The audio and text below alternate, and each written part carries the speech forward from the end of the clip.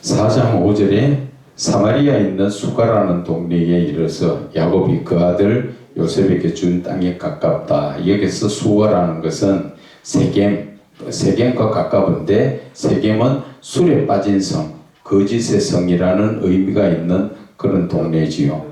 그 야곱 시대 세겜의 족장 하몰의 아들로부터 은 100개를 주고 산 세겜 땅에서 멀지 않은 곳이 수가지요. 그래서 요셉에게 분배된 땅을 말하는 것입니다. 여기에서 세겜은 창세기 33장 19절에 세겜의 아버지 하몰의 아들의 손에서 백크시타에 샀으며 이렇게 나오고, 요셉은 창세기 48장 22절에 네 형제보다 세겜 땅을 더 주었다 이렇게 말씀을 하셨던 곳입니다. 자, 4장 6절에 거기 또 야곱의 우물이 있더라. 예수께서 길을 가시다가 피곤하여 우물 곁에 그대로 앉으시니 때가 6시쯤 되었더라. 때가 6시는 정오를 말하지요. 낮 정오를 말합니다. 그래서 4장 6절에 야곱의 우물이 있더라는 것은 야곱 시대에 야곱이 사용 관리하던 우물이 후대까지 계속적으로 사용 관리하고 있다 하는 것은 그러한 의미죠. 그래서 예수께서 길을 가시다가 피곤하여 우물 곁에 그대로 앉으시니 때가 6시쯤 되었더라. 죄인의 육신의 옷을 입으신 예수님의 인성을 나타내는 것이지요. 예수님이 신성을 지니신 분이시지만 사람의 성품도 지니고 있는 그런 분이라서 피곤한 것을 느끼셨다. 이런 것을 볼 수가 있지요. 그래서 나타나서 예수님의 인성을 나타내신 것으로서 지치시고 갈증을 느끼시는 인간적인 피곤한 모습을 나타내신 것입니다. 여기에서 6시라는 것은 우리나라 현 시점의 시간으로 볼 때는 낮 12시 정오 시간이었다는 것을 알 수가 있습니다. 그래서 예수님께서 7절에 사마리아 여자 한 사람이 물을 기르러 왔음에 예수께서 물을 좀 달라 하시니, 예수께서 물을 달라. 성경적으로는 예수님께서 육신에 지치고 목이 말랐던 상황을 말씀하는 것이죠. 성경적으로 봤을 때. 그런데 왜 예수님은 사마리아 여인에게 물을 달라고 하셨을까? 사마리아 여인에게 왜 예수님은 물 달라고 하셨을까? 영적으로 이해하자면 부정하고 소외된 여인에게 예수님이 참 사랑으로 구원의 대화를 나눌 수 있는 기회를 가지심으로써 회개시키며 생수의 근원을 알게 하시기 위해서 말을 거는 그러한 동기부여라는 것이지요. 예수님께서 고의적으로 말씀을 전하시고 그에게 사랑의 은혜를 베푸시기 위해서 예수님께서 지금 사마리아 여인에게 말을 전하고 있다는 것입니다. 그래서 8절에 이는 제자들이 먹을 것을 사러 그 동네에 들어갔습니다. 이는 제자들이 먹을 것을 사러 동네에 들어갔다는 것은 예수님과 그 제자들이 복음 전파에 전혀 힘쓰심으로 말미암아 육신적으로 제대로 먹지 못하여 배고픔을 느낀 상황을 말씀하시는 것이지요. 그래서 9절에 사마리아 여자가 이르되 당신은 유대인으로서 어찌하여 사마리아 여자인 나에게 물을 달라 하나이까 하니 이는 유대인이 사마리아인과 상종하지 아니함일러라. 이 말씀 자체가 유대인은 사마리아인들을 부정한 혼혈인으로 인정하기 때문에, 그 이유는 이스라엘이 앞전에서 살펴봤는 것처럼 BC 예수님이 이 땅에 오시기 전 722년에 아수리의 침략으로 멸망당하고 택함받은 선민이 이주해온 죄인 아수르의 이방인들과 함께 섞여서 통혼을 했다. 그래서 피를 섞었다. 그래서 사는 삶에서 혈통을 더럽혀 부정하다고 인정하기 때문에 종교 상종, 교제를 안 하는 것이다 하는 것이지요. 요한복음 4장 9절에 유대인이 사마리아인과 상종하지 아니함이라. 이 말씀을 읽을 때 무슨 말씀이 생각납니까? 연관된 말씀. 지금 유대인들이 이방인들과 섞으니까 결국 같은 죄인이 되어버렸죠. 이것이 창세기에 나오죠. 네, 거기서 6장 9절에 말씀. 6장 3절에 하나님의 아들들의 거룩함이 사람의 딸들의 죄인들과 같이 섞어짐으로써 누가 떠나갔습니까? 하나님의 영 성령이 더러워진 거룩함이 죄성으로 바뀌지니까 성령이 떠나가셨잖아.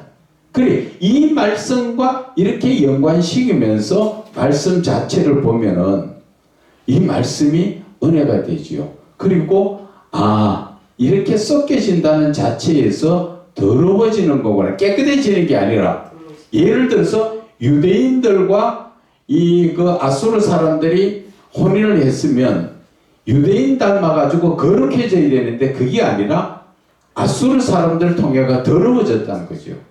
그것처럼 그 창세기 6장 3절에도 하나님의 아들을 사람의 딸들과 결혼하면 거룩해져야 되는데 거룩한 자가 섞여지니까 오히려 죄인으로 바뀌어지니까 죄성이 있으니까 누가 떠나가요? 성령님이 떠나가시는구나. 다른 말로 말씀드리면 내가 죄가 있으면 성령 역사가 안 일어난다 그 말이지요. 그래서 내가 항상 깨끗해야 되는 이유가 성령의 역사가 일어나고 내가 평상시 삶에서 성령의 깊은 역사가 일어나려면 나는 항상 죄를 떠난 삶 그리고 항상 하나님의 말씀을 따르는 삶, 그 삶을 살 때 성령의 역사는 더 크게 일어나지요. 그런데 내가 세상적인 생각 속에 빠져 있고 내가 세상적인 삶에 빠져 있다면 내가 거룩한 자가 될 수 없고 성령의 역사가 일어나지 않으니까 영적인 말씀을 깨달을 수도 없고 우리가 어려워진다는 것이 바로 죄성을 이야기하는 것입니다. 그래서 우리는 거룩성에서 죄가 들어오는 삶에 죄성으로 바뀌어지는 것이죠.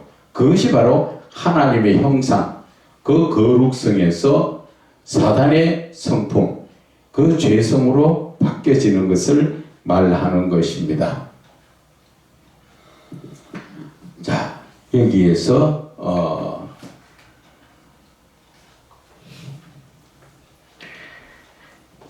10절에 예수께서 대답하여 이르시되 내가 만일 하나님의 선물과 또 내게 물 좀 달라 하느니가 누구인 줄 알았더라면 네가 그에게 구하였을 것이요 그가 생수를 내게 주었으리라. 여기에서 하나님의 선물이라는 것을 무엇을 이야기합니까? 예수님을 믿는 자들에게 주실 성령을 의미하는 것이지만 하나님의 성령은 온전한 믿음으로 인한 구원과 더 나아가서는 구원의 본질인 영생을 말씀하는 것이지만 이 모든 것을 이루시는 예수님 자신, 즉 십자가의 대속 제물로 예수님 자신을 영적으로 의미하는 것을 말하는 것입니다. 그것이 바로 하나님의 참사랑, 이것이 하나님의 선물. 그래서 요한복음 3장 16절 시작.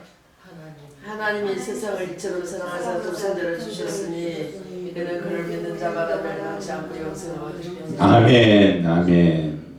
그래서 10절 내게 물 좀 달라 하느니가 누구인 줄 알았더라면, 육신적으로 보면 예수님이 누구신지 알 수 없는 분이지만 영적으로 보면 온 인류의 구원을 위하여 오신 약속의 메시아 그리스도, 즉 구원자라는 것을 의미하시는 말씀이지만 아직 믿음이 없음으로 인하여 사마리아 여인이 믿음이 없음으로 인하여 성령님이 주시는 영적 분별력이 없음을 말씀하시는 것입니다. 그래서 고린도전서 12장 10절에 어떤 사람에게 영들을 분별하는, 이것도 하나의 은사라는 것이지요. 영적인 분별을 하는 것도 은사다.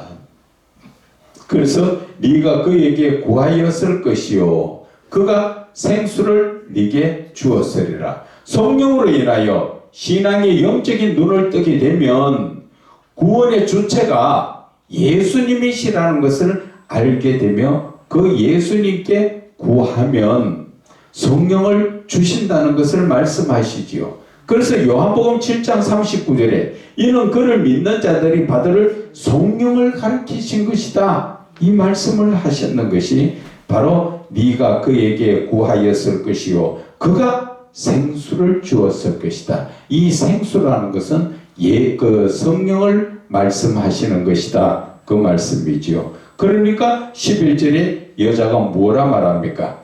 주여 물길을 그릇도 없고 이 우물은 깊은데 어디서 당신이 그 생수를 얻게 사옵나이까?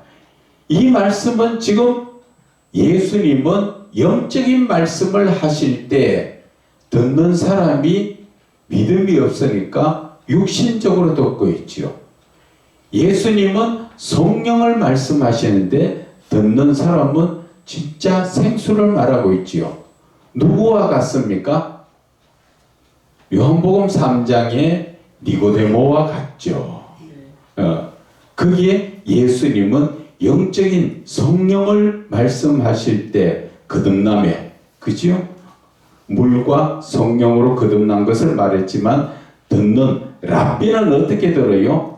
엄마 뱃속에 어찌해서 한 번 더 들어갔다 나올 수가 있습니까? 그렇게 말하죠. 그래서 우리가 볼 때 이 모든 말씀 속에서 영적으로 들을 부분은 영적으로 들어야 되는데 교회에서도 마찬가지입니다. 아무리 앞에서 영적인 말씀을 해도 그것을 육신적으로 듣는 분들이 많죠. 그분들은 어떤 분이에요? 성령의 역사가 하지 않는 분들이죠.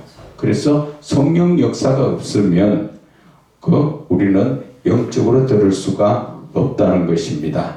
그래서 12절에 우리 조상 야곱이 이 우물을 우리에게 주셨고 또 여기서 자기와 자기 아들들과 짐승이 다 마셨는데 당신이 야곱보다 더 큽니까?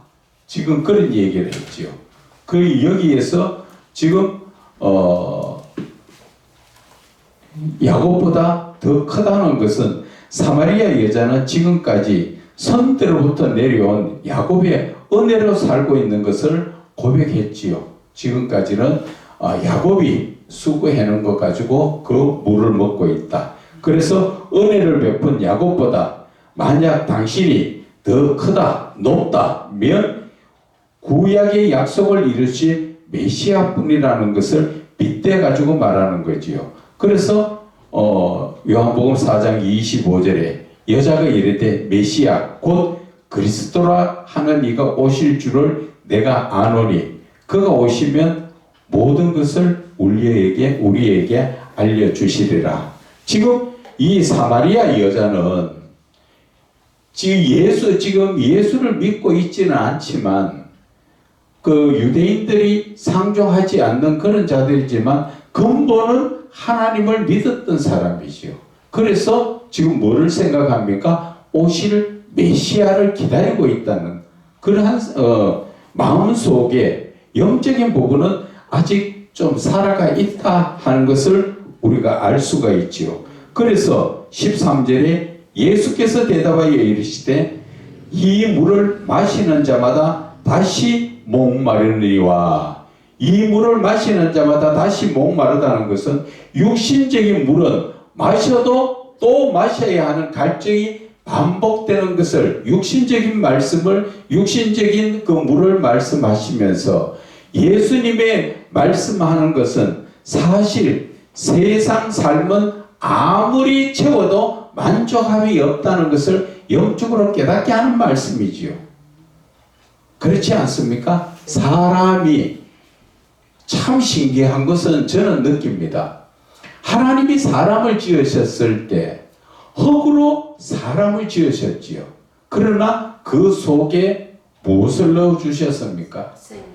영을 넣어주셨지요. 이 하나님이 주신 이 영이 만족함을 넓게 얻을 수 있는 것은 영은 영적인 것으로 만족해지지요. 육신적으로는 것은 아무리 갖다 넣어도 사람이 만족이 안 됩니다. 아무리 내가 이 대한민국에 있는 금덩어리를 내가 다 갖고 있다 해도 처음에는 만족할 것 같지만 조금 지나면 만족하지 않습니다. 어떤 분이 제가 지금 전도하려고 하고 있는 분이 그래요. 돈이 좀 많았다가 어떠한 일로 인해서 다 망했는가 봐요. 그러나니까 사는 게 재미가 없고 너무 허무하다. 지금 그런 얘기를 하고 있어요. 그 사람이 허무한 거는 물질적으로 가지고 있다가 없어지니까 허무하다 그런 얘기를 하는데, 그 진짜 허무한 거는 그 마음속에 하나님이 안 계시기 때문에 허무할 수밖에 없는 거예요. 우리의 마음속에는 하나님의 영, 성령이 들어오시면 모두가 만족하게 되는 것이지요. 그런데 내가 내 속에 하나님의 영, 영적인 것이 들어오지 않으면 만족할 수가 없다는 것을 아셔야 하는 것입니다. 그래서 13절에 다시 보면은 이 물을 마시는 자마다 다시 목마르니와 14절 내가 주는 물을 마시는 자는 영원히 목마르지 아니하리니 내가 주는 물은 그 속에서 영생하도록 솟아나는 샘물이 되리라. 이 14절의 말씀이 우리가 보면은 내가 주는 물을 마시는 자마다 영원히 목마르지 아니하다는 것은 영적인 물인 생수는 성령을 의미하는 것으로서 영혼의 갈증을 채워줌으로써 결국 영혼의 만족인 말씀을 채워주시는 것이지요. 그래서 채워지는 것이 영적으로 채워지는 것은 만족이 되지만 육신적인 것으로는 아무리 많은 것을 채워도 만족할 수가 없다는 것이지요. 그래서 과거에 우리나라에 그렇게 많은 돈을 가진 재벌이 자살을 했죠. 그 사람이 뭐 때문에 자살했을까요? 육신적으로는 부족함이 없이 재벌이니까. 그렇지만 영적인 부분에 너무 채워지질 않으니까 결국 자살을 하는 거예요. 그것을 아셔야 돼요. 그래서 인간이 정말 행복할 수 있는 것은 어디에 있어야 행복합니까? 예수를 믿어야 돼요. 예수를. 아무리 많은 재물을 가지고 있어도 행복하지 않는데 내 영이 차면은 완전히 행복해진다는 것입니다. 그래서 14절에 내가 이 만족한 것은 시편 42편 1절에 나오지요. 하나님이여 사슴이 시냇물 찾기에 갈급한 거지. 지금 사슴이 물을 못 먹어서 얼마나 갈증납니까? 그런 것 같이 내 영혼이 갈증나는 건 뭐가 지금 갈증납니까? 영적으로 안 채워지니까. 누구처럼? 목사님처럼 부족하니까 지금 갈증이 나가지고 영적인 갈증이 나가지고 지금 그것이 바로 채워져야 되는데 그거는 누가 채워줍니까? 삼위의 하나님이 채워지기 때문에 내가 말씀으로 지금 채우기보다는 먼저 하나님이 내 안에 임재하시도록 그것을 이끌어야 된다는 것이죠. 그러면 그분이 채워주신다는 것이죠. 그래서 이 원리라는 것은 우리는 지금 쉽게 생각하면은 다른 사람들이 성경 공부하러 가는 것은 그 사람들은 너무 쉽게 살라 그래요. 다른 사람 다 해놓은 거 그냥 숟가락 먹은 지가 밥만 먹으려고 하는데 그거 먹고 나면 배고프면 또 어떻게 해요? 또 얻어물어 가자. 그렇게 해서 안 돼. 내가 밥에 먹고 내가 먹고 싶을 때 언제든지 자다가 말다가 다른 집에 가게에 문 닫아도 나는 밤에 내 혼자 해 먹을 수 있는, 내가 먹을 수 있는 거를 만들어야지. 그런데 내가 먹으려고 하면 조금 과정이 힘든 부분이 있죠. 그것도 안 하고 어떻게 내 입에 맞도록 내가 먹겠어요. 그것처럼 내가 수고는 좀 하셔야 돼. 그런데 한번 수고를 해서 하나님과 이 교제의 관계만 이루어지고 나면은 그 다음부터는 내가 생각만 해도 그분이 응답하시고 내가 말씀만 봐도 그분이 가르쳐 주셔. 그래서 저도 어떨 적에는 이 강단에 자는 이유가 그거예요. 내 마음대로 언제든지 잠 안 오면 일어나 말씀 보는 거예요. 묵상하는 거예요. 그래서 노트북 갖다 놔놓고 어떨 적에는 생각나면은 막 두드립니다. 생각나는 왜 안 하면 빨리 기록 안 하면 또 잊어버리니까. 그래서 해놔놓고 또 시간이 조용하게 날 때는 그 말씀과 다시 묵상을 하면서 앞뒤를 잘 조합을 해서 그것을 하나의 문장을 만들어놔야 내가 그래서 해드리는 거예요. 그래서 터치를 할 때 은혜가 된다 하는 것이지요. 그래서 오늘 이 말씀이 우리 영혼에 내가 주는 물은 그 속에서 영생하도록 솟아나는 생물이 되리라. 이 말씀은 우리 영혼의 생수이신 성령님은 한 번 오시면 사실은 떠나가지 않으시고 우리의 신앙이 구원에서 영생에 이르기까지 온전하도록 도와주시면서 주님께서 인도하신다는 것을 말씀하시는 거예요.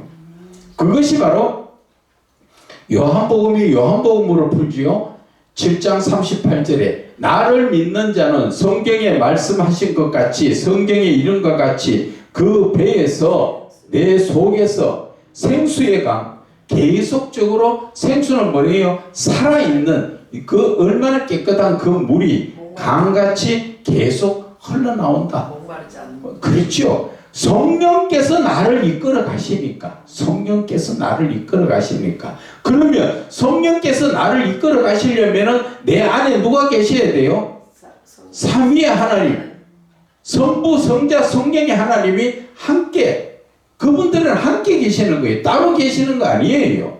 그분이 내 안에서 역사를 하시니까 나는 영적으로 갈증나지 않는다는 것입니다.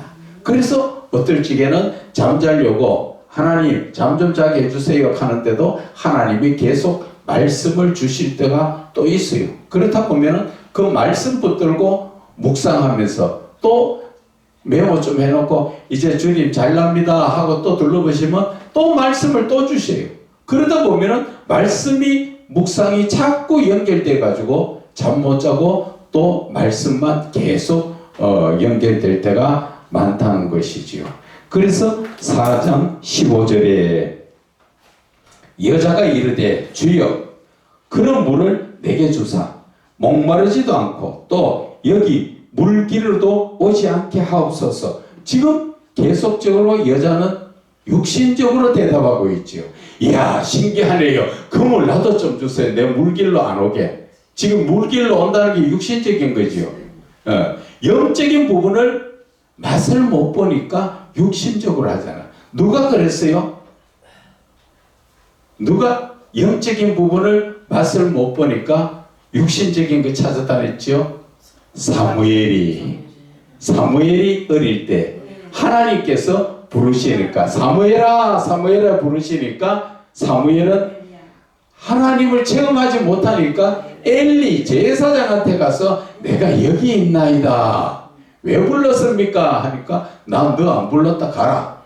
그런데 그거를 3번째 하니까 그때 엘리 제사장이 깨달았지요. 야 이거 하나님이 너를 불렀구나. 이제 그 하나님이 부르거든 뭐라고 대답하라고? 네. 주여 이 종이 여기 있나이다. 말씀하옵소서. 그것이 바로 여러분들이 하나님하고 교제할 때 그런 말씀을 해야 된다는 거죠. 무조건 막 하나님 내 이거 해주세요 저거 해주세요 뭐 이것도 알게 해주세요 저것도 알게 그게 아니고 주여 이 종이 듣겠나이다 말씀하십시오. 그러면 하나님께서 주님께서 말씀하실 때 그것을 듣고 그 다음에 내가 무슨 말씀이든지 또 내가 물으면 되고, 이렇게 영적인 교제하는 방법의 말씀도 이게 다 법이 있다는 거예요. 그냥 우리가 영적 교제하라 하면 안 해본 사람들은 어떻게 합니까? 따따붙다 막 이 부르짖는 기도하다가 묵상 기도하라 하면 가만히 앉았는데도 내 마음속에서는 따따붙다 계속하고 앉았다니까. 그게 절제가 안 된다니까. 그 묵상 기도는 은밀한 중에 계시는 하나님하고 나하고 교제를 하는 거니까. 그래서 우리는 그 하나님이 나에게 말씀하실 수 있도록, 우리는 듣는 자의 입장이지요. 주의 종은 항상 주인이 말씀하시는 것 듣는 쪽에 있기 때문에 우리는 조용히 무슨 말씀을 하시는가 잘 들을 줄 알고, 그리고 대답하고, 그 다 교제가 끝날 때쯤 될 때서는 내가 궁금한 것을 주님 앞에 묻는 거예요. 제가 무엇을 하기를 원하십니까? 그렇죠. 그러고 나서 주님, 이런 문제가 있는데 이거는 어떻게 해야 됩니까? 만약에 누가 아프면, 하나님 지금 누가 아픈데 왜 그렇습니까? 문제를, 원인을 알아야 돼요. 원인을. 우리는 원인은 치워버리고 자꾸 급하니까 답만 내돌락하지요. 치료만 해주시면, 그게 아니라는 것이요. 원인을 알아야 그 자체에 답이 나온다는 것을 말씀을 드립니다. 예수님의 그 말씀이 성령으로 인하여 영혼을 살리려는 영적인 말씀인 것을 깨닫지 못하고, 지금 사마리아 여자는 육신적 신비로운 물로 알아듣고 그 물을 목마르지 않고 물길로 나올 수 있도록 주십시오. 그럴 때 예수님께서 말씀하십니다. 가서 네 남편을 불러와라. 이 당시 가정이나 여자를 이끄는 권세는 남편한테 있지요. 여자는 죄송하지만 그때는 사람 취급을 안 했던 그런 시절이죠. 그렇지요. 그 여자는 뭐 하는 데 쓰입니까? 인구를 정식하는데, 자식 놓는 데 쓰이고, 남자가 뭘 원할 때 도와줄 수 있도록 쓰이는 그때의 그 모습을 말씀하시는 거예요. 그래서 예수님께서 이 당시 가정이나 여자를 이끄는 권세는 남편에게 있으므로 여자에게 말하여 잘 이해하지 못하니까 네 남편을 데려와라. 지금 그렇게 대화를 하는 것이지요. 또 전지전능하신 하나님의 신적 성품을 가진 예수님의 권능으로 여자의 모든 상황을 미리 아시고 예수님 자신이 그리스도이심을 은연중에 나타내시며 복음을 전하실 상황을 만드는 것을 말씀하시는 것입니다. 자, 그래서 17절에 여자가 대답하여 이르되 나는 남편이 없나이다.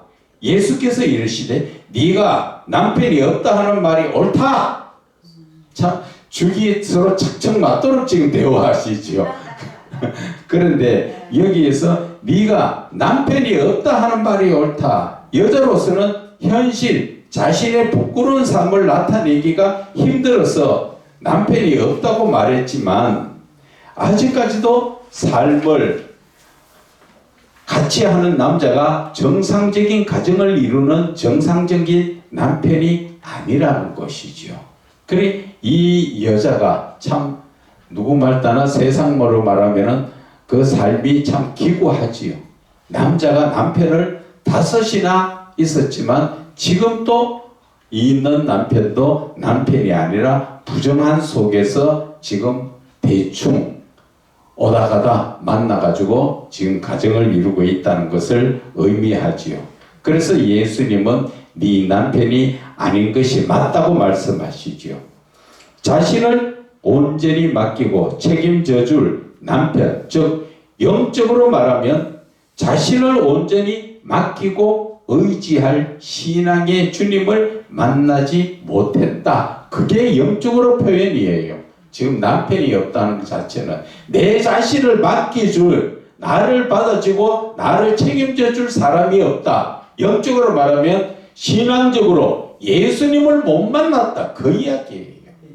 그래서 이 말씀 속에서 우리가 영적으로 바라보면 또 뜻이 달라지지요. 그래서 우리가 말씀을 볼 때 항상 성경적으로도 봐야 되지만 문자적으로도 봐야 되지만 영적으로도 봐야 되는 부분이 이런 부분이라는 것이죠. 그래서 18절에 너에게 남편이 5 있었고 지금 있는 자도 네 남편이 아니니 네 말이 참되다. 이 시대에도 참 이렇게 세상 말로 말하면 용한 분이 잘 맞추는 분이 나오면 인기가 있는데 이 시대도 어때요? 예수님께서 이렇게 맞추시는 것처럼 누가 맞춰 놓으면 동네에 금방 연락이 돼가지고 다 모일 것이요. 그러면 복음 전하기 참 좋은데 제가 한 가지 문제를 두고 기도하는 부분이 있어요.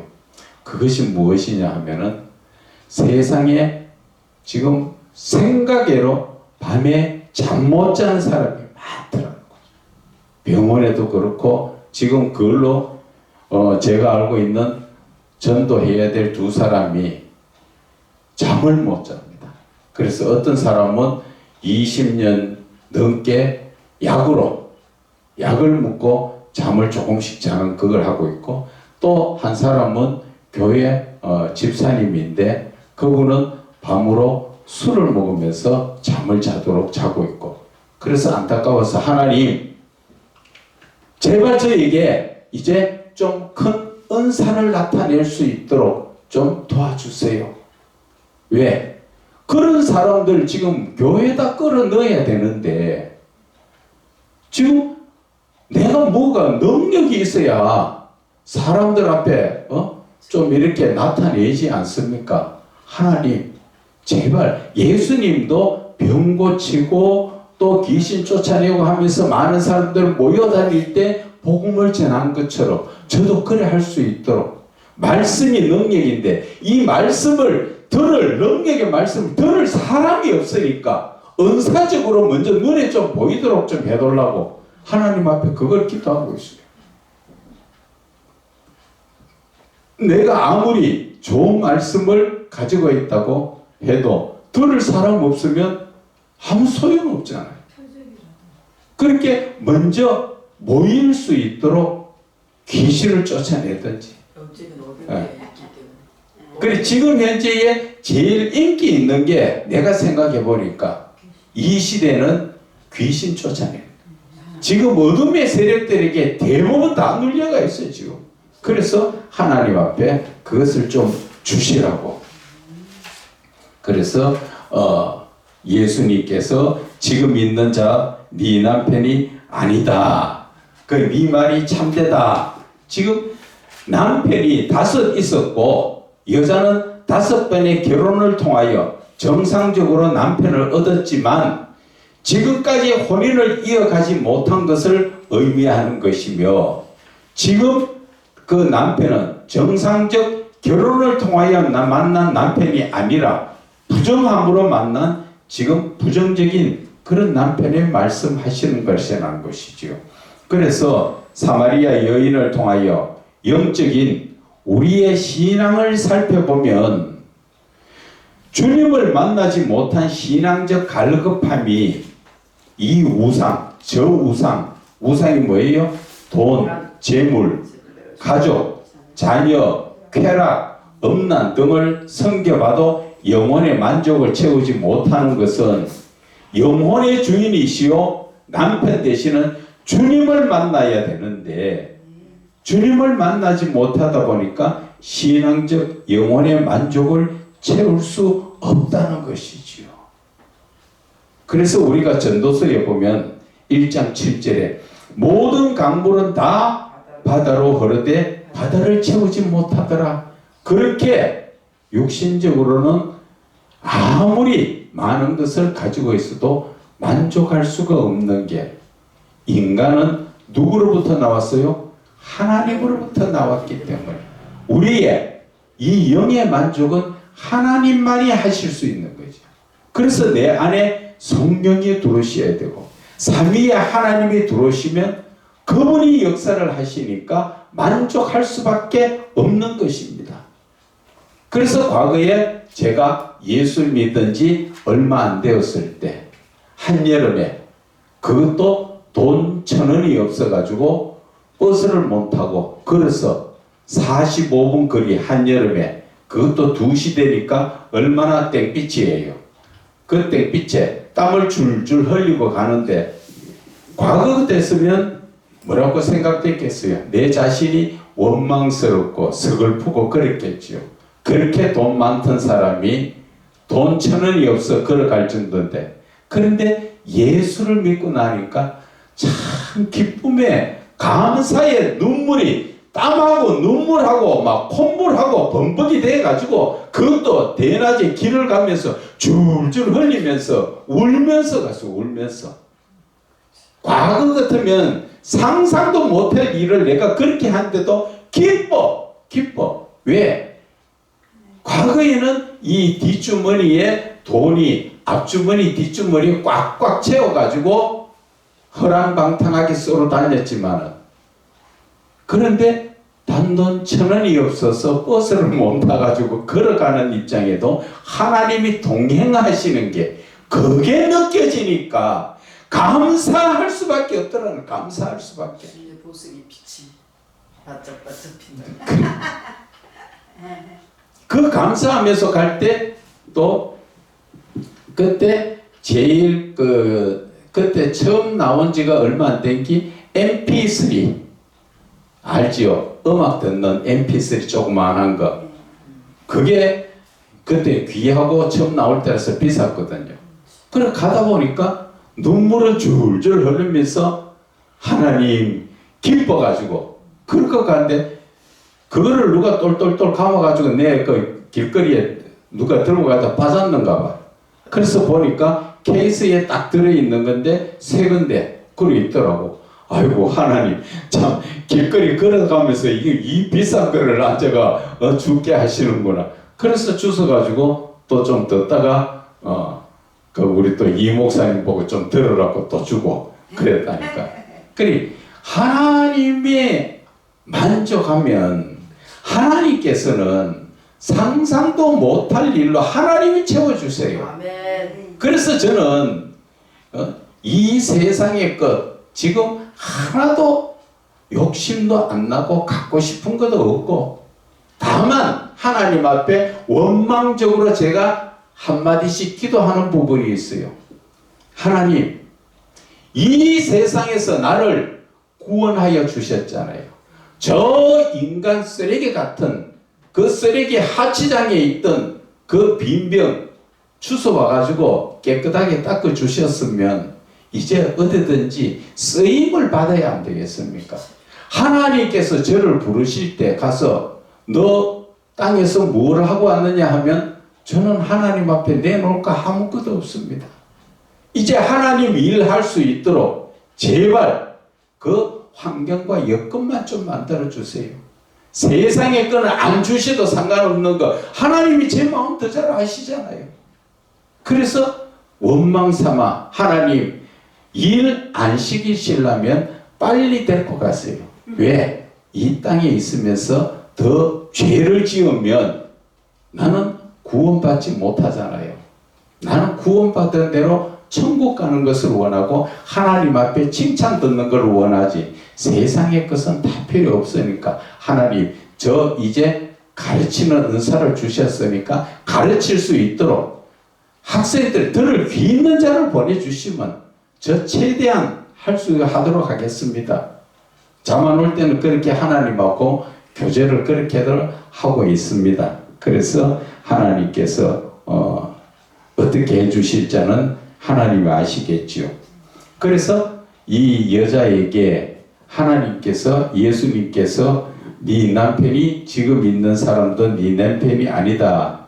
그래서 그런 것을 말씀드렸지요. 너에게 남편 5이 있었고 이 18절의 말씀이 육신적으로 온전한 가정을 이루기를 원하여 5번 결혼을 통해 했지만 현실적으로도 아직 영적으로 찾지 못한 그것을 나의 입장에서 보면 우리는 여러 우상을 찾아서 세상적인 것을 이것저것을 다 저와 여러분이 과거에 다 해봤지만 만족함이 없잖아요. 그런데 이제 마음의 평안을 얻을 수 있는 예수님을 만나야 되는데 예수님만 만나면 우리의 삶은 다 이제 얻을 거 다 얻는 것과 마찬가지시오. 그래서 예수님의 전지전능하신 신적 성품으로 예수님은 니한테 내가 지금 무엇을 생각하고 있고 무엇을 지금 계획하고 있는가까지 하나님은 다 아시지요. 너에게 남편 다섯이 있었다. 그것이 맞다. 그런데 지금 있는 남자도 네 남편 아니다. 정확하게 아시지요. 이게 바로 예수님은 우리의 마음감지도 감찰하시는 그런 하나님. 그래서 로마서 8장 27절에 마음을 살피시는 이가 성령의 생각도 아신다. 그래서 18절에 지금 있는 자도 네 남편이 아니니 네 말이 참되다. 여자의 솔직한 고백을 예수님은 인정하시는 것이죠. 이 여자가 고백 안 할 수도 없죠. 콱 찔러가 얘가 정확하게 말하는데 아이고 아니에요. 거짓말 할 수 있는 입장이 아니라는 거죠. 누구 앞에 있어요 지금?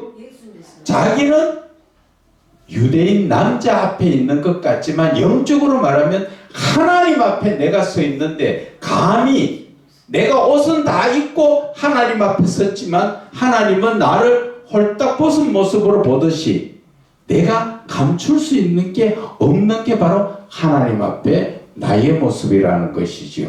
그래서 이 여자의 고백을 통하여 지금의 남편도 온전한 참 사랑을 주지 못한다는 것의 영적 느낌은 아직도 온 마음을 다하여 갈급히 찾는 믿음의 주님을 못 만났다서 고백하는 거예요.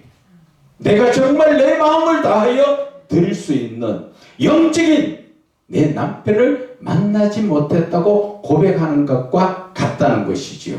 그래서 왜 예수님은 남편에 대해서 말씀하셨는가? 그것은 예수님은 영적 복을 주시기 위한 믿음의 시험이라는 것이죠. 상대의 인격과 자존심을 건드려보는 시험이라는 것이죠. 이 여자에게 남편이라는 말을 끄집어내서 그 사람이 부끄럽지요.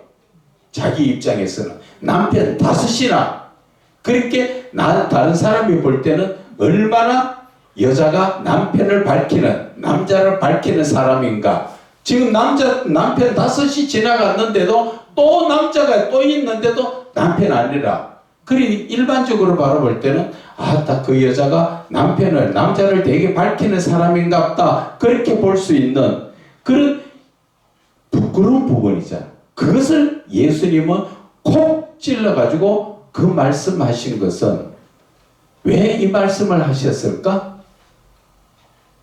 마침내 복을 주시려고. 그 영혼을 뭐 하려고? 구원하시기 위해서.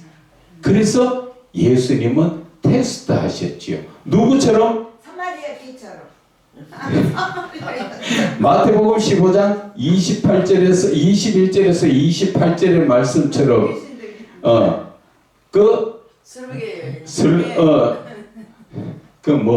말이 급하게 나오다 보면 사마리아 여자처럼 그렇죠. 그 개 취급을 하는 게 예수님이 그 여자를 미워서 개 취급했습니까? 아니죠. 마침내 복을 주시. 그래서 우리 예수님은 인격적인 하나님이세요. 우리를 어떤 모습이든 간에 복 주시려고. 그래서 어떨 적에는 때로는 내 자존심을 상하게 할 때도 있고 여러 모습으로 그럴 때가 많지요. 그러나 그것을 돌이켜보면 하나님의 은혜와 사랑이 넘치시는 분이다. 그래서 사마리아 여인의 부끄러운 과거와 현실의 삶을 지적함으로써 자존심을 건드시면서 여인의 솔직한 고백과 영적 갈급함을 듣고 뭘 주시려고? 영혼 구원을 주시려고자 시험하셨던 것이다. 지금 그렇게 볼지요. 그러니까 여자가 19절에 뭐라 말씀하십니까? 바로 내가 보니까 선지자입니다. 다른 말로 말하면, 세상 말로 말하면 쪽집게 점쟁입니다. 이럴 정도의 말을 하지요. 그래서 자신의 숨기고 싶었던 과거의 부정한 생활에 대한 마음과 생각을 다 꿰뚫어 아는 것에 대하여 놀라며 선지자로 인정하는 그것이지요. 그래서 로마서 8장 27절에 마음을 감찰하시느니 바로 성령을 생각까지도 아시는 분, 그분이 나가 하나님 앞에 무엇을 감추면 감추어집니까? 아무것도 감추어지지 않지요. 그래서 우리의 이 삶의 20절에 우리 조상들은 이 산에서 예배하였는데 이제 말이 예배로 돌아가 버렸죠. 조금 전에는 자기의 자존심 건드는 말을 했지만은 이제 이 여자가 말을 살짝 돌립니다. 돌리는 것이 예배로 돌리지요. 그래 당신들의 말은 예배할 곳이 예루살렘에 있다 하더이다. 이 말은 이 산은 베델과 단을 의미하는 것인데 여기에서 지금 잘 보세요. 우리의 조상들은 이 산에서 예배했다. 우리의 조상들은 누구예요? 예로보암의 후손이지요. 예로보암이 어땠습니까? 하나님이 땅을 이스라엘을 갈라주셨을 때 자기가 잘못하면은 이 백성들이 예루살렘에 예배하러 가다가 거기에서 눌러 앉아 있을까 싶어가지고 거기에 가지 마라. 거기 어디다가 지금 그 단을 세웠습니까? 베델과 단에다가 금송아지 만들어 놓고 거기에다가 예배하도록 한 죄 중에 큰 죄를 저질렀지요. 그래서 우상 숭배를 하게 됐지요. 그래서 이 산은 베델과 단을 의미하는 것이고 이것은 여로보암 때부터 이어져 오는 예배 방식을 말하는 것입니다. 그것이 열왕기상 12장 28절에 이에 계획하고 두 금송아지를 만들고 무리에게 말하기를 너희가 다시는 예루살렘에 올라갈 것이 없다. 지금 그렇게 누가 말했습니까? 여로보암이 말했지요. 그래서 열왕기하 10장 29절에 이스라엘에 범죄하게 한 느밧의 아들 여로보암의 죄, 곧 베델과 단에 있는 금송아지를 섬기는 죄에서 떠나지 아니하였다. 그래서 우리 조상은 이 산에서 예배해, 이것은 바로 금송아지한테 예배 드렸던 그것을 말하고 당신들은 예배할 곳이 예루살렘에서 예배하였다고 말하지 않았느냐. 지금 4장 20절에 예배할 곳이 예루살렘에 있다는 것은 BC 1000년경 예수님이 이 땅에 오시기 1000년 전에 다윗이 전쟁하여 점령하고 다윗성으로 이름한 후 솔로몬 왕이 성전을 건축한 것을 예루살렘 성전이라고 말하며 모든 유대인들은 하나님께서 예루살렘 성전에만 임재하는 것으로 믿었기 때문에 신앙의 중심이 어디에 있다고? 예루살렘에 있었던 것이다. 그래서 예루살렘에 당신들은 거기에서 예배한다. 그렇게 21절에 예수께서 이르시되 여자여 내 말을 믿어라. 이 산에 단과 베델도 말고 예루살렘에서도 말고 너희가 아버지께 예배할 때가 이르있다. 그것은 내 말을 믿으라 한 것은 예배에 관하여 확실하지 않은 여러 사람의 말이나 잘못 전하여 온 예배에 대하여 바르게 알려고 하면 예수님의 진리의 말씀에 믿음을 가지고 귀를 기울여 들으라. 그 말씀이지요. 그래서 21절 이 산에도 말고 예루살렘에도 말고 한 것은 신령으로 드려지는 온전한 영적 예배의 본질은 장소나 형식에 매이는 것이 아니라 거룩한 마음으로 드리는 영적 예배를 말씀하시는 것이다. 그래서 이거 예루살렘의 장소가 중요한 것이 아니라 네 마음속에 영적인 것을 말씀하시는 것이지요. 그래서 너희가 아버지께 예배할 때가 이르리라. 영적 예배의 대상은 예루살렘이라는 상징적 장소와 베델과 단이라는 금송아지에게 드리는 예배가 아니라 영적 예배의 중심이신 거룩하신 하나님께 거룩한 마음으로 드리는 그것을 말씀하시는 것이지요. 그것이 바로 로마서 12장 12장 1절에 너희 몸을 하나님이 기뻐하시는 거룩한 산제물로 드려라. 이는 너희가 드린 영적 예배다. 그 말씀을 하시는 것이지요. 그래서 우리가 지금 드리는 예배가 형식적에 매이지 말고 하나님이 정말 기뻐하시는 영적 예배를 드릴 줄 알아야 된다는 아멘. 것이죠. 영적 예배라는 것은 어떻게 드리는 거죠? 내 몸을 하는 마음 깨끗이 제물로 대하고 마음을 깨끗이가 아니고 제물. 나 자신을 거룩한 산제물로 나 자신을 하나님 앞에 드리는 것. 누가 본을 보였지요? 아이고 주여, 갑자기 생각나. 예수님. 아 예수님. 우리 대신 자기 자신을 십자가에 오셨어요. 드렸었잖아. 죄인이 어떻게 된다고? 그렇게 죽음으로 드리는 것이 그것이 영적 예배. 우리는 그것을 보고 우리도 지금 그러한 삶을 드려야 되는 거죠. 아멘. 그래서 내 자신을 우리가 예배 드릴 때 지난 시간에 어제 예배 드릴 때 제가 먼저 말씀드렸지요. 이 예배에는 누가 계신다고? 하나님이 이 자리에 와 계시기 때문에 하나님 앞에 여러분이 서 있다고 생각하고 함부로 경거망동하지 마라 그랬지요. 현실적으로 여기 대통령만 와가 있어도 여러분들 마음대로 들락날락 내가 뭐 이거 하고 저거 하고 할 수 있습니까? 없어요. 그런데 거기에는 비교도 안 되는 하나님이 이 예배 시간에 임재하고 계시는데 여러분들이 생각 자체부터 바꾸라는 거죠. 내가 지금 누구 앞에 서 있다고? 하나님 앞에 서 있기 때문에 내가 하나님 앞에 지금 예배드리러 하나님이 지금 이 자리에 임재하고 계시기 때문에 내가 함부로 할 수가 없다는 것이지요. 그리고 생각이고 모든 것이 어디에 집중? 하나님께 집중해야 된다는 것이지요. 그래서 23절에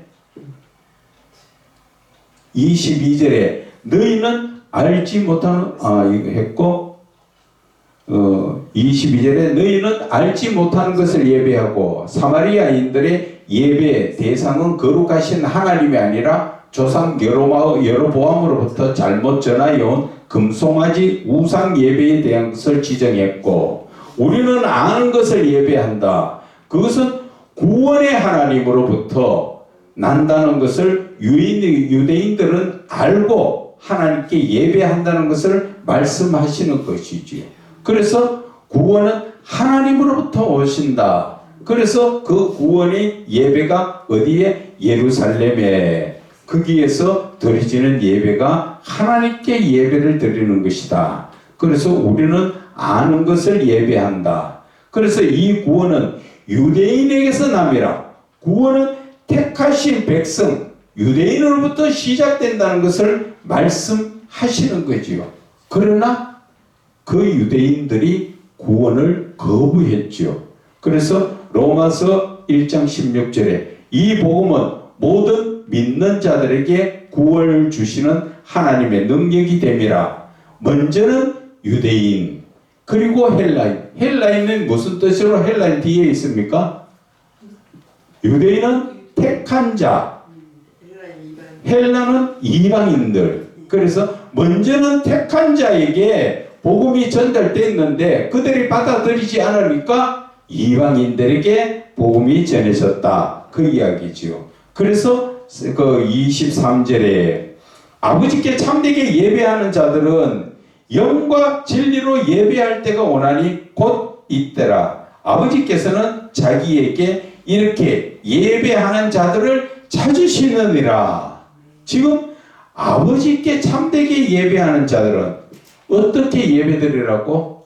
영과 진리로 그 예배할 때가 오는데, 여기서 참된 예배라는 것은 영은 예배 가운데 하나님과의 교제를 이끌으시는 성령님을 의미하는 것이고, 진리는 하나님께서 선포하시는 사랑과 구원의 참된 진리의 말씀을 의미하는 것이지요.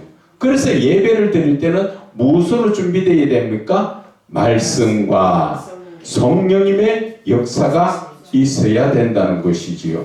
그래서 영과 진리의 예배가 된다는 것이지요. 그래서 참된 예배에는 세상적 말과 예화가 들어가면 될 수 있으면 안 된다는 것이지요. 그러나 이해를 돕기 위해서 간단하게 들어가는 건 되지만, 예화로 시작해서 재밌게 한다고 낄낄 웃어서 하면서 그렇게 하더라는 그거는 정상적인 예배가 될 수 없다는 것이지요.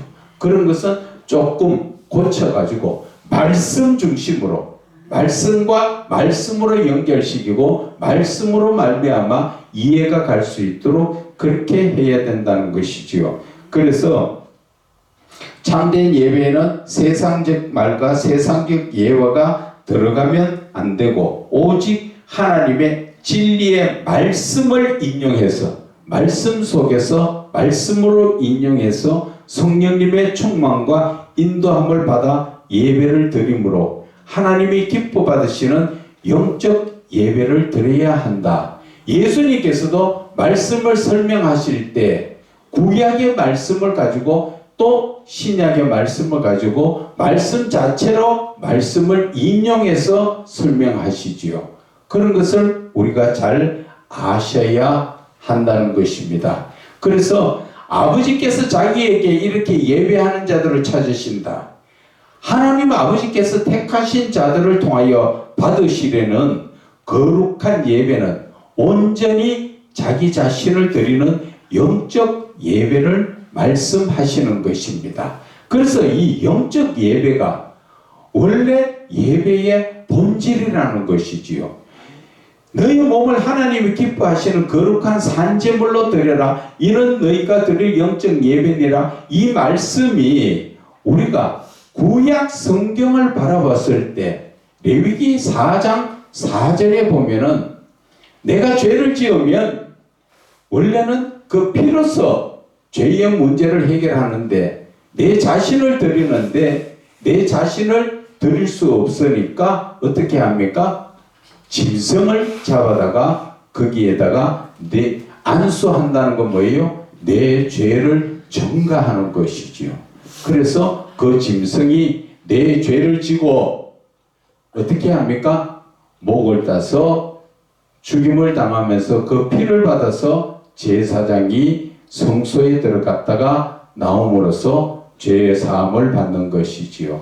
그래서 우리의 죄의 문제는 내가 죽어야 끝나는 것이지요. 그러나 지금까지는 나 대신을 한 죄를 예배를 드렸지, 내 자신을 드리는 예배, 진짜 예배의 본질인 영적 예배를 드리지 않았잖아요. 그래서 사도 바울을 통하여 우리에게 영적 예배를 가르쳐 주셨지요. 너희들 자신을 거룩한 산제물로 해서 하나님 앞에 바쳐라. 그래서 우리가 예수를 믿고 정말 영적 예배를 드리면 내가 있어요, 없어요? 나는 없잖아. 그러면 내 생각도 없다는 것이죠. 내 욕심도 없죠. 누가 나를 때려도 할 말 없죠. 누가 춤을 뱉고 욕을 해도 할 말이 없죠. 나는 없으니까. 그래서 예수님께서 오른밤을 대면 왼밤도 돌려대고, 누가 속옷을 달라 하면 겉옷도 다 주고, 오리를 가라면 심리도 가고 나는 없다는 것이지요. 그 삶이 그 삶을 사는 게 뭐예요? 그리스도인이라는 거죠. 예수 믿는 자라는 거죠. 그래서 예수님은 우리가 예수를 믿는 게 구별된 삶을 사는 것. 그래서 자기 자신을 부인하는 삶.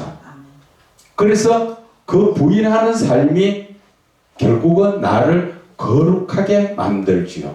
왜 그렇게 해야 됩니까? 하나님 거룩하니. 하나님과 내가 교제를 할 수 있도록. 그래서 내가 거룩한 자가 되기 위해서 나는 내 자신을 부인하는 자가 되어야 되고, 결국 내가 하나님과 교제하기 위해서는 내가 죽고 예수로 사는 갈라디아서 2장 20절의 말씀을 살아야 되는 거죠. 그래서 우리는 말씀과 연관되면 다 연결이 되는데 결국 말로만 합니까? 행동으로도 합니까? 갑자기 벙어리가 되십니까? 말을 할 때 있고 행동으로도 할 때가 있습니다. 아멘. 우리 육신이 있으니까 갈 때까지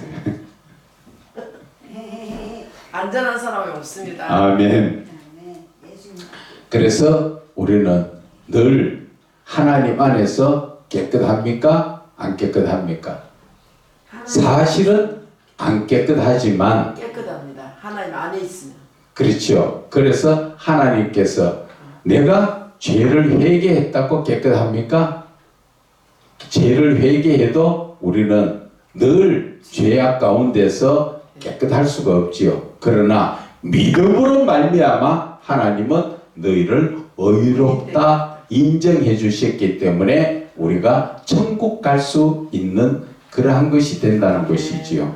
그래서 하나님께서 우리에게 주시는 이 말씀 자체가, 자 다시 한번 4장 23절을 지금 보면은, 예배의 참된 의미는 진정한 영적 예배라는 것은 하나님 앞에 나 대신에 양이나 희생 제물을 드려 형식을 갖추는 육신적 예배가 아니라 나를 산제물로 드리는 예배인 것으로서, 즉 나의 몸을 하나님이 기뻐하시는 거룩한 산제물로 드리는 예배를 참된 예배 또는 영적 예배로 말씀하시는 것입니다. 이제 이해가 가시지요.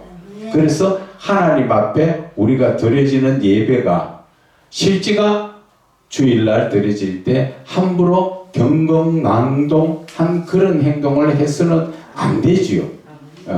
하나님 앞에 시간 전에 와서 내 자신을 회개하면서 내 자신이 예배를 준비하는 자가 되어서 예배를 해야 되는 것입니다. 준비해서 온전히 드려지는 예배. 자, 여기에서 우리가 한 가지 또 옆으로 살짝 나가서 보기를 합시다. 구약에서 내가 죽지 않으려고 누구에게 안수합니까? 짐승에게 안수를 하지요. 그때 나의 좋은 것이 빠져나갑니까? 나쁜 것이 빠져나갑니까? 나의 죄악된 나쁜 것이 짐승에게 전가되지요. 그래서 사람이, 주의 종들이 안수를 할 때 안수 받는 사람이 조심해야 되는 부분이 바로 그런 거라는 겁니다. 특히나 목사님들이 손을 머리에 얹어서 안수할 때는 특히나 조심해야 되는 거지요. 그래서 내가 목사가 안수하는 사람이 영적으로 바로 서지 못했을 때는 될 수 있으면 안수 안 하는 게 낫고, 또 안수를 하더라도 받는 사람이 그 목사님이 영적으로 바로 서지 못한 목사님 같으면 안수를 안 받는 게 낫다는 것이지요. 그런데 집회에 가면은 아무나 안수만 하면 뭐 머리 막 들이미는데 실제가 느끼는 게 그거예요. 제가 알고 있는 어떤 한 분이 안수를 했는데 그분이 음란이 되게 강합니다. 그래서 그분에게 안수받은 사람을 가만히 보면 그 사람 음란이 그쪽으로 그냥 타고 들어가는 거예요. 그런 것을 이거 복음의 말씀 나왔잖아. 내 죄를 안수하면 내 죄가 전해지잖아요. 내 음란한 것도 저 안수하면 음란한 게 전해져 버린다는 거요. 오히려 거기 갔다가 또 안 좋은 사람들이 그래서 내가 하는 얘기는 안수하는 사람도 자기 자신을 잘 살펴서 안수해야 되는데 안수 받는 사람도 마찬가지라는 거지요. 그 목사가 어떤 분인가 알고 안수를 받으라는 것이지. 영적인 목사님한테는 가서 받으면 좋지요. 성령의 충만함이 전해지니까 좋은데 그렇지 못하고 행실과 그 열매가 좋지 못한 그런 목사님한테 받으면 그 목사님의 안 좋은 거 내가 다 받아온 거예요. 그것도 모르고 좋다고 그냥 머리 들매고 서로 받으려고 정신 차려야 돼요. 그래서 목사님들도 정신 차리고 받는 사람도 좀 정신을 차리고 절제를 할 수 있는 그런 영적인 눈을 떠야 된다 말씀을 드립니다. 오늘은 여기까지 하겠습니다.